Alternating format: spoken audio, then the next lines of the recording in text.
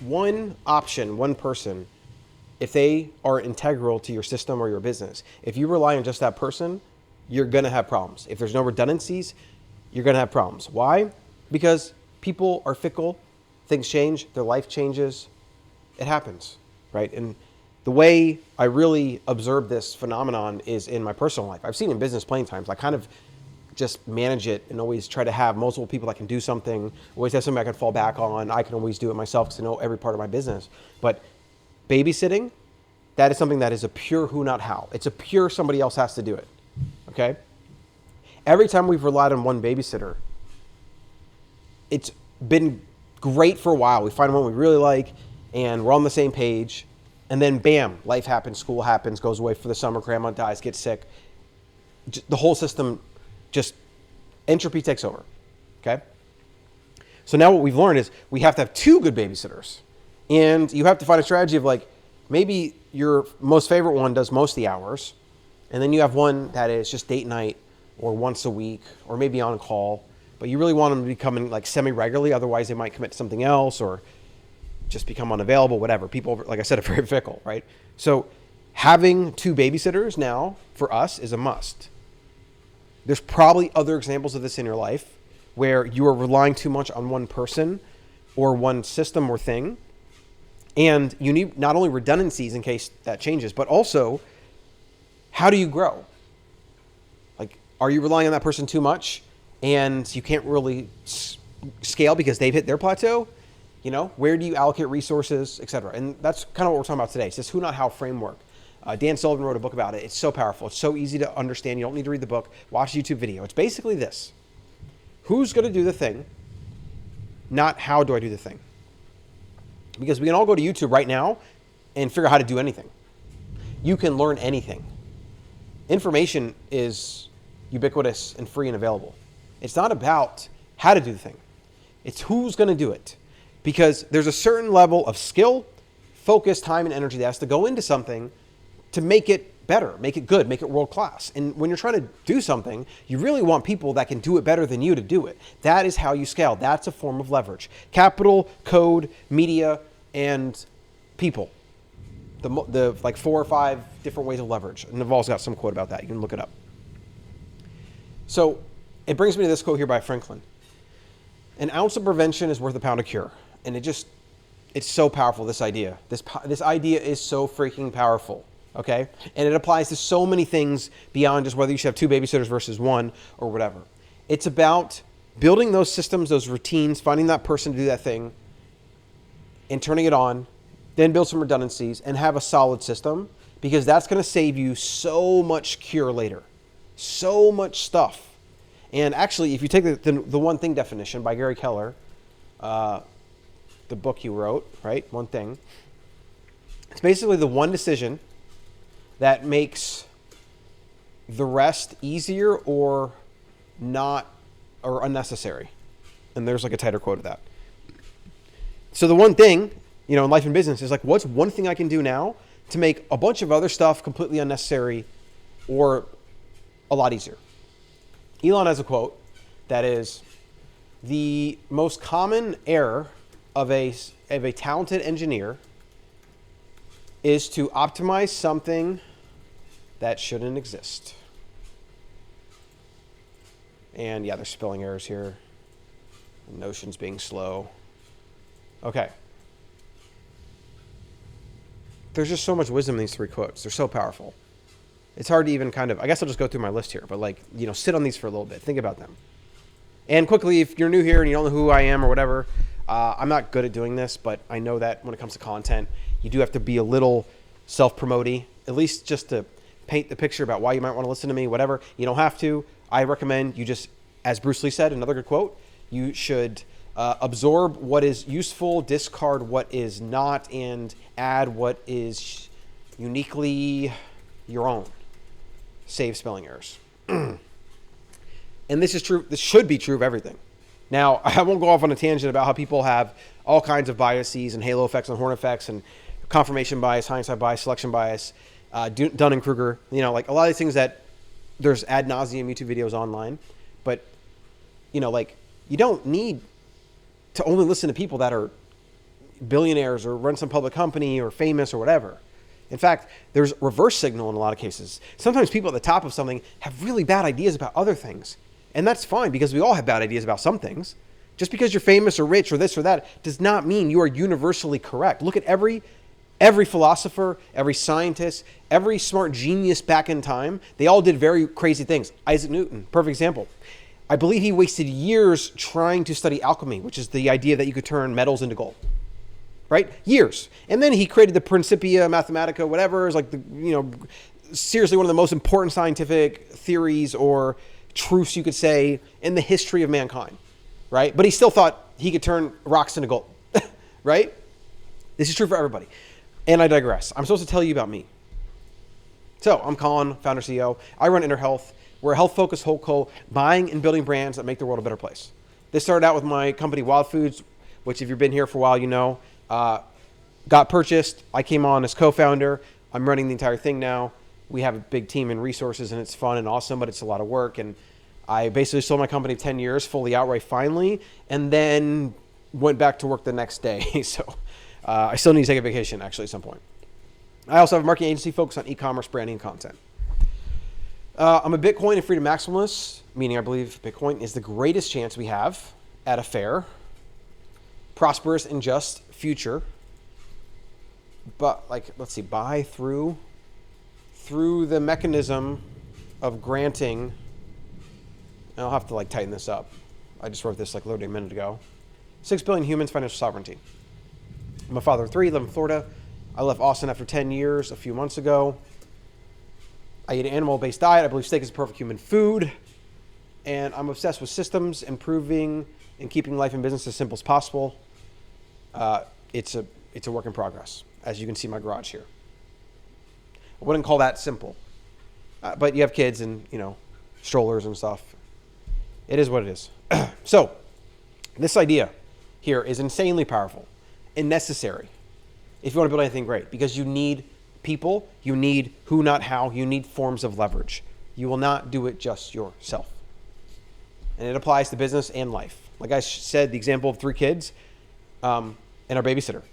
We would get into this routine, it'd be great, and then bam, something changes, or she goes away for summer. And then we're scrambling to find somebody else, and then we default to kind of just doing it ourselves, and our routines fall out, date night goes away, less this, less that. And then we have to find somebody else, and then the cycle repeats. It's hard. It's literally hard. Let's see. We talked about most of this. So really, the main thesis here, I guess it's 2 ideas. So pardon me for that. It's really 2 ideas. Because, building redundancies is one thing, but it's also kind of the who, not how. Because even the who, not how applies to the second person that you're going to need, right? So it's a redundancy, but it's still a person. It's still somebody that's going to do the thing. It's still, that person has to be the backup, etc. And the idea here is that the who is the prevention. Who is the prevention? How is the cure? You want to spend all your time on the who, right? Because when you prevent something, you, as the one thing quote is, you make all of the other things either completely unnecessary or much, much easier. And you also don't fall into the most common error of talented engineers, which is to optimize something that shouldn't exist. So you want to prevent things. You want to nip them in the bud. B-U-D, not B-U-T-T. I know some people think that. That is a reference to gardening. Nip the bud. So it can't grow. That's what prevention is. Who is prevention? Who's going to do the thing, right? Which saves you from having to do it and figure it out and whatever. And a lot of times, who is better at doing the very thing that you're trying to get done? So you don't have to spend weeks, months, or years learning the thing to get good at it. You don't have to even worry about the how. The more you spend on the who, and who is also proxy for just how to effectively and efficiently do certain things. Sometimes you can just make better decisions and not have to do it at all. It's not just about other people. Sometimes it's systems. Sometimes it's based on deletion. Sometimes it's about not optimizing something that shouldn't exist. To me, that's still part of the who, right? The how is the cure. And you want to make sure that you're not trying to cure something that doesn't need to exist. So always focus on the who as much as you can. You got something you need to get done? Well, let's see. How can I automate this, delete this, or delegate this? Which is a lot of the getting things done David Allen. Ask those 3 questions. Because a lot of times you'd be surprised. You don't need to do something. You think you did. You could delete something. You didn't think you couldn't or could. And then you might even find a simpler, faster, easier way to do this thing. So I hope that was helpful. This idea here, though, is a complete and utter game changer. I could just not stress it enough.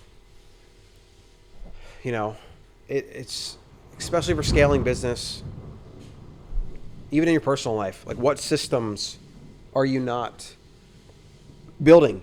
What habits and routines? Are you making things in your environment easier to get to? Like, they've done research that shows that if you put out your workout clothes and shoes, like let's say you put out next to your bed or by the door the morning before, if you're one of those crazy people that work out in the morning, which I don't know how people do that, but if you're one of those people, just putting out your shoes and clothes makes you orders of magnitude more likely to work out, because you've already kind of made the decision. You've removed the idea like, oh, well, what should I go? What should I wear? Whatever. You just make that decision. And then you can automatically just kind of flow to the gym. Flow to putting those clothes on and go. Remove all the resistance. Don't put anything in your way. Make it super easy. And that is how you remove friction, which increases adherence to doing the very thing you want to do. And there's tons of examples of this.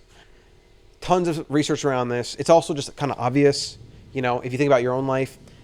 I'll leave you one extra example. So we have a fridge down here, okay? In fact, I just remember there's ice cream in there. I'm kind of sad I did, because that means I might wake up in the middle of the night and venture down here. But I got to go downstairs. I got to go through this door, go through that door, take out the child lock, go into the fridge. That room is not AC. Walk back upstairs.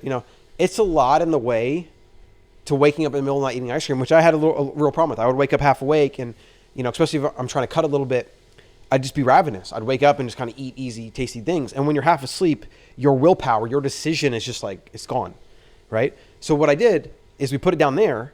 We put like anything else, like a Poppy, if there's leftover cookies, just anything. And we don't like to keep that stuff in the house in general, but we keep it down there. And I just kind of get to the point where my subconscious forgets it's even there. I kid you not, though. If there's ice cream in the fridge upstairs, even if I have a few days where I leave town and then I come back, I'm not thinking about ice cream, but it's in my subconscious. I will wake up and I'll find that ice cream. I was like looking through cabinets. Like, she used to hide chocolate from me, and I'd find it. And then finally we decided that we need a lockbox. So now we have a lockbox. The chocolate goes in there because we get these shoe bars, which are delicious, but like, I'll freaking destroy those. Like, those don't last. It's not a problem anymore. In fact, I don't even really like ask her for it anymore. And what we're going to do on this one is we're actually going to put a lock on it. That's the next phase. I haven't really been going down there. Like, I didn't even think to look, and I think there's ice cream in there from the party, so it kind of did its job. But I want to take it to the next level. And that's an example of that. That's it's kind of a who, not how framework, but it's more of like a system. It's a system to put in place. Yeah, hope that was helpful. Subscribe here. Whoops. If you're watching this on YouTube, most likely. Check out Wild Foods in Innr Health. Got an amazing beef line that just launched, and we've got a beef protein that's coming out. You can use code WildCEO. That'll give you a nice little discount. Hit me up an email anytime, anything I can do to help. Drop a comment. Happy to help. I want to get better talking with people following along. If you ever have an idea of a video you want to watch, like, here, I'm just here to be helpful. Content is, to me, like, I noticed when I was doing content, literally more mentally stable. And I'm not a mentally unstable person, but I could just tell. It's like a form of meditation. It's like a release. It's like talk therapy. And so I'm going to do this again. I don't need to do it. I have enough going on. I'm not trying to make money with it. It's like, genuinely want people to just be better in any way. That's like my obsession. It'd be awesome if I could. I mean, you could turn that into a business, but I have to really think about like what that would look like. Maybe eventually, maybe when I retire. Right now, I'm just here to be helpful. I believe there was a quote, Charlie Munger. On his tombstone, it read, Charlie, I believe this is what it is, tried to be useful. Let me go actually look that up real quick.